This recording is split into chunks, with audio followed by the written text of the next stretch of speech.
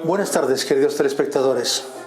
Nos encontramos por la tercera vez en este mes de febrero de 2021 en los locales de La Hirondelle, o, dicho de otra manera, La Golondrina, que es uno de los locales de la noche parisina que tiene una historia de las más importantes en el siglo XX, fundamentalmente, donde se encontraban la mayor parte de las figuras de la noche, de las figuras del cante, de la creación, de artistas, y que gracias a eso sus piedras hoy en día nos transmiten todavía una vibración positiva, por lo que nuestra Cámara de Comercio Latinoamericana, por tercera vez, ya digo, este mes, ha decidido de hacer hoy una entrevista a un pintor, a un artista, más que pintor, es un artista completo, ecuatoriano, latinoamericano, que se llama Franz Conde Hinojosa. Y decía que es un artista completo, puesto que es muy fácil identificar a un artista con el mundo de la pintura, con el mundo del grabado, incluso con el mundo de la canción. Pero Franz, además de eso, está también identificado fuertemente con el mundo de la literatura y de la poesía. Es decir, para mí, como aquellos hombres del Renacimiento, con sus conocimientos y su alma, Franz toca prácticamente cuatro artes fundamentales del buen vivir, que son para mí lo que hace que el mundo sea mundo y que el mundo sea agradable de vivir. Franz, yo sé que llevas aquí ya bastantes años ahora, en París, pero que tu recorrido es un recorrido complejo. En el 1984 acabaste la carrera de artes en la Universidad Central de Ecuador. Después, en el 87 al 97, hiciste parte del grupo musical Canto Bravo. Después, inmediatamente después, entre el 93 y 96, fundaste el Taller 7. Después, fundaste también el Taller Grabado El Ojo. Es decir, fue un momento de acabar la carrera, tuviste unos años de una actividad bastante intensiva.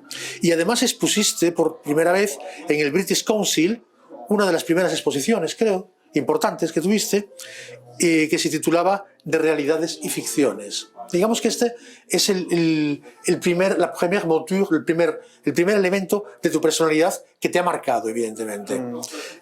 Después, sin embargo, algo pasa en ti y decides dar un salto y te vas a Europa. Primera pregunta que yo quería hacerte, ¿por qué ese salto? ¿Por qué de repente te vas a Europa?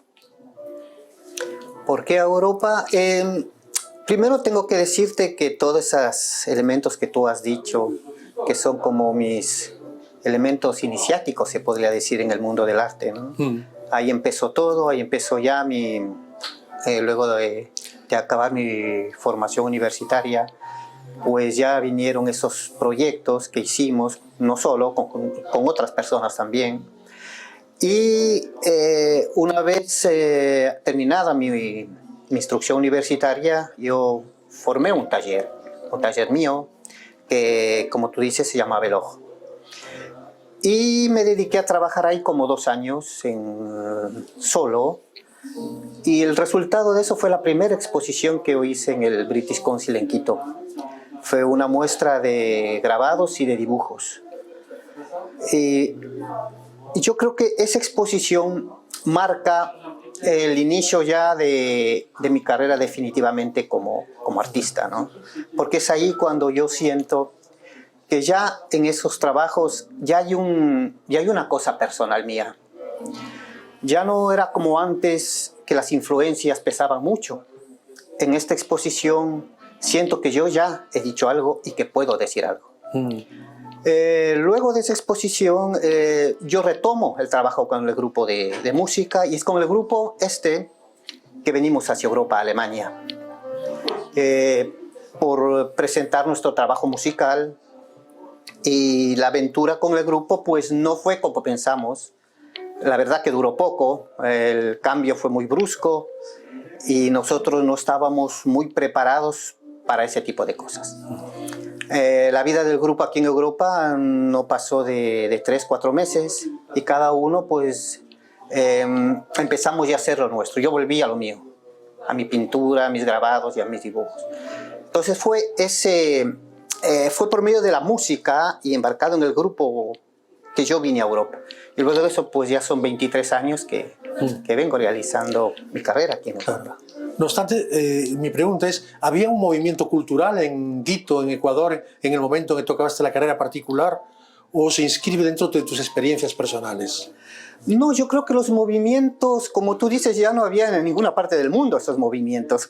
Si tomamos como movimientos artísticos, el indigenismo o el impresionismo, así como donde se juntan muchos artistas sobre un concepto, ¿no? Sobre una cosa.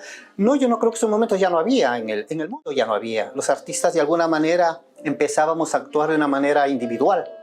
Yo pensaba que había un movimiento cultural particular en Quito, en Ecuador, pero tú me has especificado que ese tipo de movimientos pues ya no se daban tanto como en otras épocas. Sí, no eran muy marcados, ¿no? Ya no unificaban a artistas alrededor de un concepto, de una forma de hacer las cosas. No, ya no había. Sin embargo, sí es cierto que cuando os pusiste en el British Council ha habido un cambio para ti dentro de tu mismo ser, y a partir de ahí un reconocimiento de quizás ese alma de artista que tenía que manifestarse. Tu salto a Europa a lo mejor no fue con esa conciencia, pero algo debió despertar. Sí, lógico. No, las cosas estaban ya despiertas. Yo ya había empezado ya esta vida del arte, no desde mis estudios universitarios, sino mucho más antes. La personalidad artística se presenta desde niño y luego viene un continuo desarrollo, una continua evolución, y lo que pasó acá en Europa es eso, continuar con ese crecimiento, con esa evolución que los saberes de esta vieja Europa pues a uno le alimentan. Entonces fue más que un cambio, un crecimiento dentro de mi misma esencia de artista. Cuando estuviste en Alemania, estuviste en Heidelberg. Estuvimos en Heidelberg, sí. En Heidelberg hiciste una pequeña exposición con los estudiantes de allí. Es que había un ambiente estudiantil fuerte en Heidelberg. Sí, Heidelberg es una ciudad universitaria pequeña y sí se siente, el ambiente universitario se siente en todas partes del mundo, ¿no? Cuando es la juventud la que se mueve, la que llena las calles, la que llena los bares, la que se plantea cosas. Y eso había en Heidelberg, y cuando llegamos tuvimos unos días ahí, organizamos una pequeña exposición y un pequeño concierto también del grupo a la vez, y que fue muy bonita.